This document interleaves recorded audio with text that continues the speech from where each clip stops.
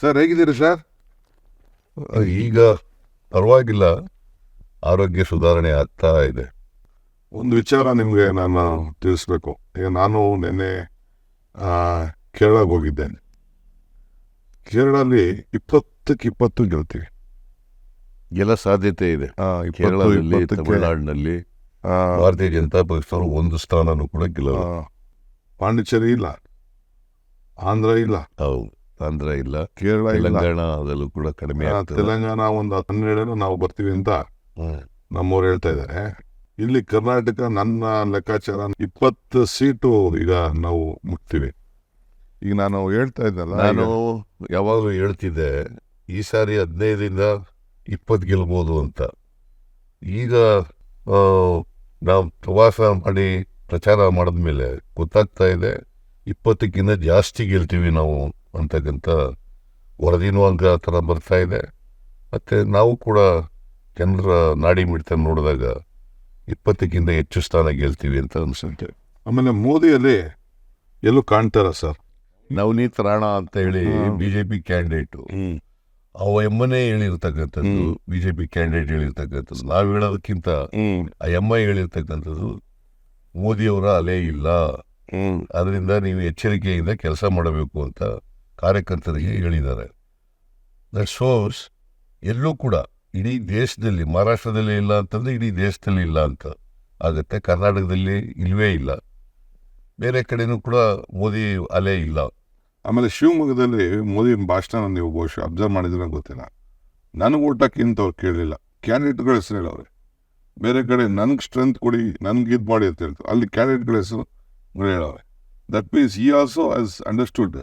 ಈಗ ಇದಕ್ಕೆ ಹೋಗಿದ್ದೆ ಸರ್, ಬೆಳಗಾಂಗೆ ನಾಮಿನೇಷನ್ ಫೈಲ್ ಮಾಡೋಕ್ಕೆ. ಆಮೇಲೆ ಶಿವಮೊಗ್ಗ ಹೋಗಿದ್ದೆ ನಿನ್ನೆ. ಶಿವಮೊಗ್ಗ ಬೆಳಗಾಂ ಎರಡು ಕವರ್ ಮಾಡಿದೆ. ಶಿವಮೊಗ್ಗದಲ್ಲಿ ಆ ಜನ ನೋಡಿದ್ರೆ ಯಾವ ಕಾರಣಕ್ಕೂ ಯಡಿಯೂರಪ್ಪನವ್ರ ಮಗ ಗೆಲ್ಲಕ್ಕೆ ಸಾಧ್ಯ ಇಲ್ಲ. ಬೆಳಗಾಮಲ್ಲೂ ಅಷ್ಟೇ, ಅವರ ಸಂಘಟನೆ, ಆ ಜನ ಬಂತು ಉತ್ಸಾಹ, ಆಮೇಲೆ ನಮ್ಮಲ್ಲಿ ಒಗ್ಗಟ್ಟು, ನಮ್ಮ ಬಿಗ್ ಸ್ಟ್ರೆಂತು ಒಂದು ಒಗ್ಗಟ್ಟು. ಸರ್, ಜಸ್ಟ್ ಒಂದು ಸಿಂಪಲ್ ಕ್ಯಾಲ್ಕುಲೇಷನ್ನು, ದೇಶದಲ್ಲಿ 300 ಜನ ಗೆದ್ದಿದ್ರು, 100 ಚಿಲ್ಲರೆ ಸೀಟ್ ಚೇಂಜ್ ಮಾಡೋರೆ. ಅವರು ಕ್ಯಾಂಡಿಡೇಟ್ಗಳು ಚೆನ್ನಾಗಿದ್ರೆ ಯಾಕೆ ಚೇಂಜ್ ಮಾಡ್ತಿದ್ರು? See, there is a strong anti-incumbency against the MPs and also against the government. ಆ ಕಾರಣದಿಂದಲೇ ಇಡೀ ದೇಶದಲ್ಲಿ 100 ಜನರಿಗೂ ಹೆಚ್ಚು ಸಿಟ್ಟಿಂಗ್ MP ಗಳನ್ನು ಬದಲಾವಣೆ ಮಾಡಿರ್ತದೆ. ಕರ್ನಾಟಕದಲ್ಲೂ ಕೂಡ 13-14 ಜನರು ಬದಲಾವಣೆ ಮಾಡಿರೋದು ಅವರೆಲ್ಲರೂ ಸೋಲ್ತಾರೆ ಅನ್ನೋ ಕಾರಣಕ್ಕೋಸ್ಕರ ಬದಲಾವಣೆ ಮಾಡಿರೋದು. ಕೇಂದ್ರ ಸರ್ಕಾರಕ್ಕೆ ದೇರ್ ಆರ್ ಮೆನಿ ಚಾನಲ್ಸ್. ಅವರಿಗೆ ದೇಶದಲ್ಲಿ ಏನಾಗ್ತಾ ಇದೆ, MP ಗಳ ಮೇಲೆ ಯಾವ ಥರ ಆಂಟಿ ಇನ್ಕಂಬೆನ್ಸಿ ಇದೆ, ನಮ್ಮ ಸರ್ಕಾರದ ಮೇಲೆ ಯಾವ ಥರ ಅಭಿಪ್ರಾಯ ಇದೆ ಜನಗಳದು ಅನ್ನೋದು ಬೇಕಾದಷ್ಟು ಇದೆ. ಅದರಿಂದ ಅವರಿಗೆ ಮಾಹಿತಿ ಕೊರತೆ ಇಲ್ಲ. ಅವ್ರಿಗೆ ಮಾಹಿತಿ ಸಿಕ್ಕೇನೆ ಅವರು ಈ ಸಾರಿ 200-220 ಗೆಲ್ಬೋದು ಅಂತ ಅವರ ಲೆಕ್ಕಾಚಾರ ಇದೆ. BJP ಕಾರ್ಯಕರ್ತರಿಗೆ ಸ್ವತಃ ನರೇಂದ್ರ ಮೋದಿಯವರಿಗೆ ಗೊತ್ತಾಗಿದೆ, ಜನಗಳು ಅವರ ಅಭಿಪ್ರಾಯ ಏನು ಅಂತಕ್ಕಂಥದ್ದು ಗೊತ್ತಾಗಿದೆ. ಯಾಕಂತಂದರೆ ಜನಗಳಿಗೆ ಭಾಳ ಸುಳ್ಳುಗಳು ಹೇಳಿ ದಾರಿ ತಪ್ಪಿಸೋಕ್ಕಾಗಲ್ಲ. ಜನಗಳು ಈಗ 10 ವರ್ಷ ಅವರನ್ನು ನೋಡಿದ್ದಾರೆ. 10 ವರ್ಷ ನೋಡಿದ ಮೇಲೆ ಅವರ ಬಣ್ಣ ಬಯಲಾಗಿದೆ, ಜನಗಳು ಅರ್ಥ ಮಾಡ್ಕೊಂಡಿದ್ದಾರೆ. ನರೇಂದ್ರ ಮೋದಿಯವರು ಸುಳ್ಳು ಹೇಳ್ತಾ ಇದ್ದಾರೆ, ಅವರು ಕೊಟ್ಟಂಥ ಭರವಸೆಗಳನ್ನು ಈಡೇರಿಸಿಲ್ಲ 10 ವರ್ಷಗಳಲ್ಲಿ. ಸೊ ಹಾಗಾಗಿ ಇವತ್ತು ಜನರು BJP ಬಗ್ಗೆ ವಿಶ್ವಾಸ ಕಳ್ಕೊಂಡಿದ್ದಾರೆ. ಆ ಕಾರಣಕ್ಕೋಸ್ಕರ ನರೇಂದ್ರ ಮೋದಿಯವರ ಅಲೆನೂ ಕೂಡ ಈಗಿಲ್ಲ.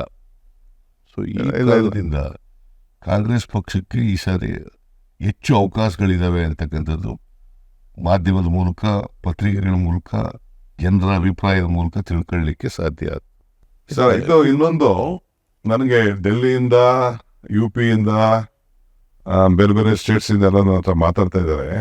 ಐ ಥಿಂಕ್ ಯಾವ ಕಾರಣಕ್ಕೂ 200 ಮೇಲೆ ದಾಟಲ್ಲ ಸರ್ ND. ಹಾಗೆ ನನಗಿರೋ ಇನ್ಫಾರ್ಮೇಷನ್ ಕೂಡ ಅಷ್ಟೇ, 200-220 NDA ಬರ್ಬೋದು ಅಂತ ಅವ್ರಿಗೂ ಗೊತ್ತಾಗಿದೆ, BJP ಅವ್ರಿಗೂ ಗೊತ್ತಾಗಿದೆ.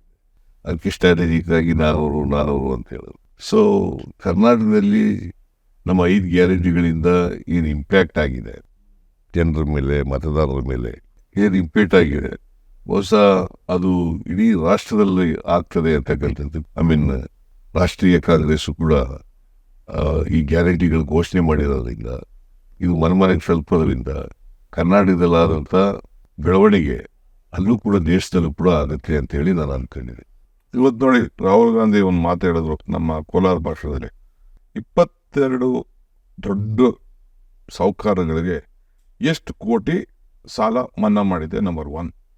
ಅದೇ 22 ಜನಕ್ಕೆ ಎಷ್ಟಾಗಿದೆ ಅಂತಂದರೆ ಇಡೀ ದೇಶದ ಎಲ್ಲ ಬಡವರಿಗೂ ರೈತರು ಹಂಚಬಹುದಾಯಿತು ಆ ದುಡ್ಡನ್ನ ಅಲ್ಲಿ ಮಾಡಿದೆ ಅಂತ ರಾಹುಲ್ ಗಾಂಧಿಯವರು ಅವ್ರ ಭಾಷಣದಲ್ಲಿ 22 ಶ್ರೀಮಂತ ಕುಟುಂಬಗಳಿಗೆ, ಕಾರ್ಪೊರೇಟ್ ಬಾಡಿಗಳಿಗೆ 16 ಲಕ್ಷ ಕೋಟಿ, ಅಂದರೆ ನಮ್ದಷ್ಟು ನಮ್ಮ ಬಜೆಟ್ ಅಷ್ಟು 15 ಸ್ಟೇಟ್. ನಮ್ಮ ಬಜೆಟ್ ಇರ್ತಕ್ಕಂಥದ್ದು 3,71,000 ಕೋಟಿ. ಅದರ ಎಷ್ಟು ಪಟ್ಟು ಜಾಸ್ತಿ ಆಗ್ತದೆ? 5 ಪಟ್ಟು ಜಾಸ್ತಿ ಆಗುತ್ತೆ. 5 ಪಟ್ಟು ಹಣನ ಕಾರ್ಪೊರೇಟ್ ಬಾಡಿಗಳಿಗೆ ಮನ್ನಾ ಮಾಡಿಬಿಟ್ಟಿದ್ದಾರೆ. ಸೊ ರೈತರ ಸಾಲ ಮನ್ನಾ ಮಾಡಿಲ್ಲ, ಕಾರ್ಪೊರೇಟ್ ಬಾಡಿಗಳವ್ರದ್ದು ಸಾಲ ಮನ್ನಾ ಮಾಡಿದ್ದಾರೆ. This is how they are not for poor people, they are for rich people, they are for corporate bodies. ಇದು ಭಾಳ ಸ್ಪಷ್ಟವಾಗಿ ಗೊತ್ತಾಗುತ್ತೆ.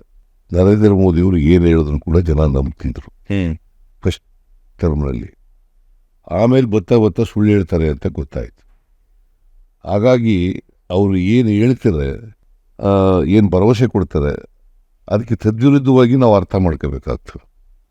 ಮಾಡೋದಿಲ್ಲ ಅಂತ ನರೇಂದ್ರ ಮೋದಿ ಅವರು ಏನು ಹೇಳ್ತಾರೆ ಅದಕ್ಕೆ ವಿರುದ್ಧವಾಗಿ ನಾವು ಅರ್ಥ ಮಾಡ್ಕೋಬೇಕು. ಮಾಡ್ತೀವಿ ಅಂದರೆ ಮಾಡಲ್ಲ ಅಂತ, ಕೊಡ್ತೀವಿ ಅಂದರೆ ಕೊಡಲ್ಲ ಅಂತ. ಸೊ ಇದನ್ನು ಜನ ಈಗ ಅರ್ಥ ಮಾಡ್ಕೊಂಡಿದ್ದಾರೆ.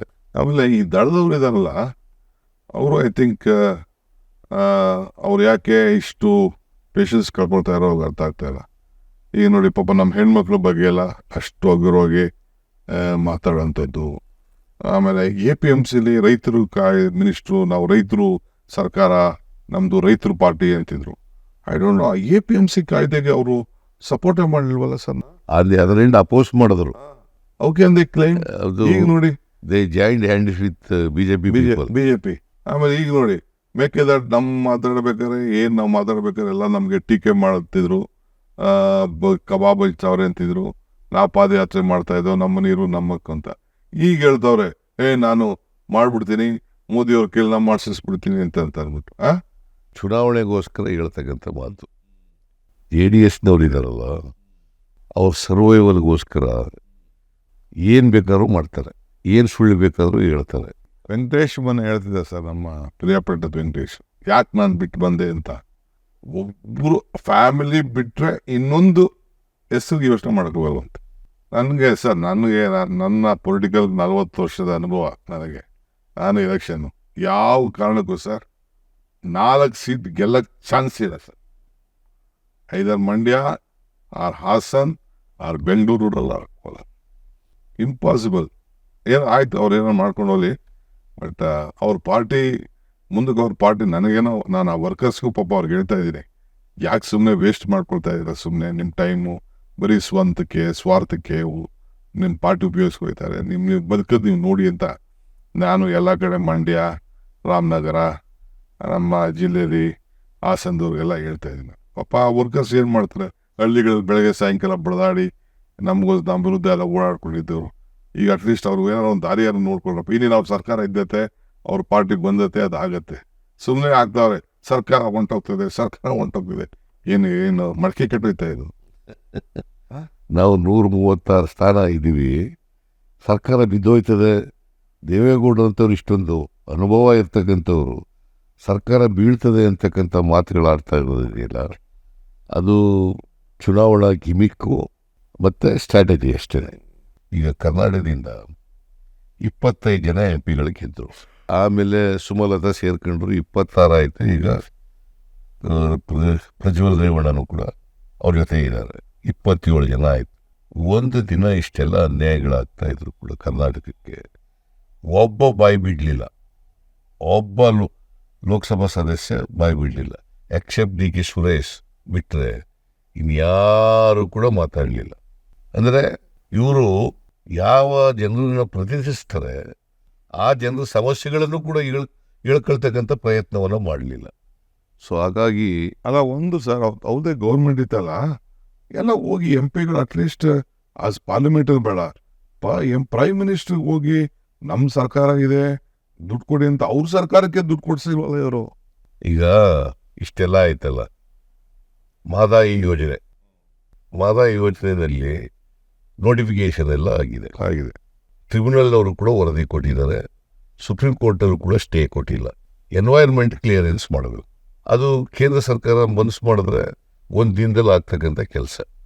ಮೇಕೆದಾಟು ಇದೆಯಲ್ಲ, ಇವತ್ತು ಕುಡಿಯ ನೀರಿನ ಯೋಜನೆ, ಅದು ಬ್ಯಾಲೆನ್ಸಿಂಗ್ ರಿಸರ್ವಾಯರ್. ಅದರಿಂದ ತಮಿಳುನಾಡಿಗೇನು ಲಾಸ್ ಇಲ್ಲ, ಏನು ತೊಂದರೆ ಆಗೋದಿಲ್ಲ. ನಮ್ಮ ಪ್ರದೇಶದಲ್ಲಿ ಕರ್ನಾಟಕದ ಒಳಗಡೆ ಕಟ್ತಾ ಇರ್ತಕ್ಕಂಥ ಡ್ಯಾಮ್ ಅದು.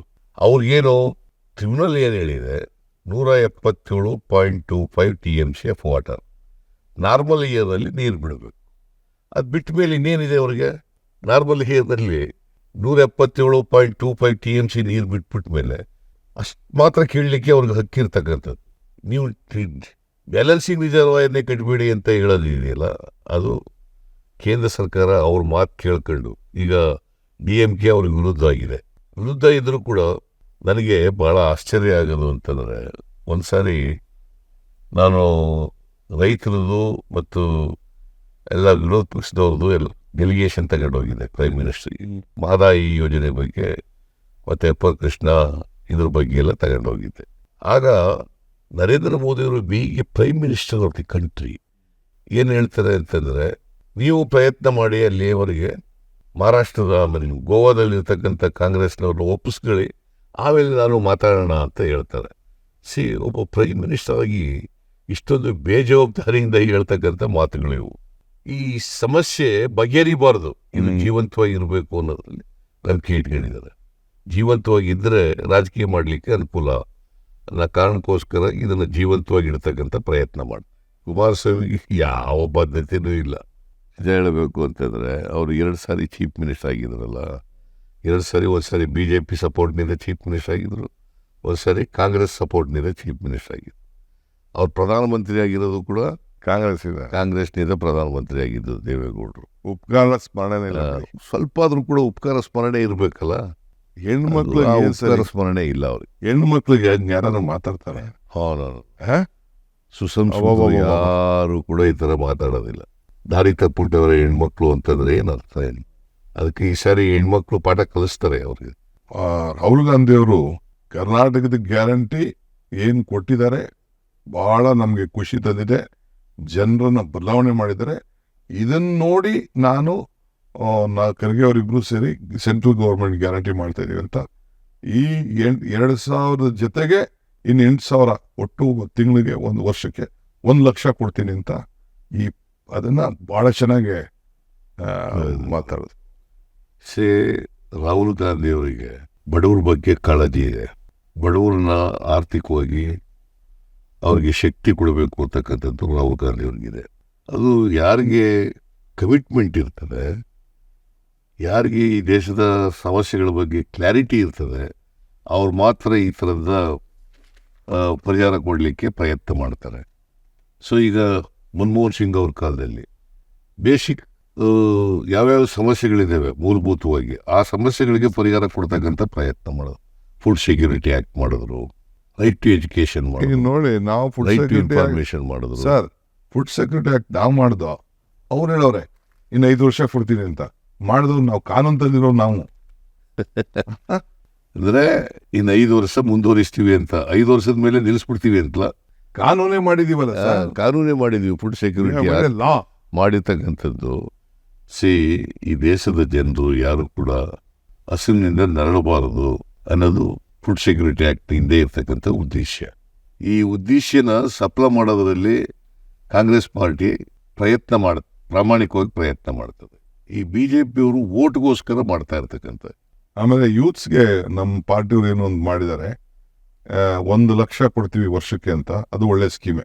ಅಪ್ರೆಂಟಿಸ್ಶಿಪ್ ಕೊಟ್ಟು ಪ್ರೈವೇಟಲ್ಲಿ PUCಗಳಲ್ಲಿ ಮಾಡಿಸ್ಬಿಟ್ಟು ಸಮಾಜಕ್ಕೆ ಅವ್ರನ್ನ ತಯಾರು ಮಾಡಿ 1 ಲಕ್ಷ ಕೊಡ್ತೀವಿ ಅಂದರೆ ಒಂದು 8,000 ರೂಪಾಯಿ ಕೊಡ್ತೀವಿ, 8,000 ರೂಪಾಯಿ. ಈಗ ಅದು ಒಂದು ಒಳ್ಳೆ ಸ್ಕೀಮು. ಆಮೇಲೆ ಹೆಲ್ತ್ದು ಸರ್ 25 ಲಕ್ಷದವರೆಗೂ ಹೆಲ್ತ್ ಇನ್ಶೂರೆನ್ಸ್ ಕವರ್ ಆಗಂಗೆ ಬಹುಶಃ ಯಾರಿಗೂ ಕೂಡ ಇನ್ನು ಮುಂದಕ್ಕೆ ಹೆಲ್ತಲ್ಲಿ ದುಡ್ಡು ಕಟ್ಟಂಗಿಲ್ಲ. ಅದೊಂದು ಒಳ್ಳೆ ಸ್ಕೀಮು.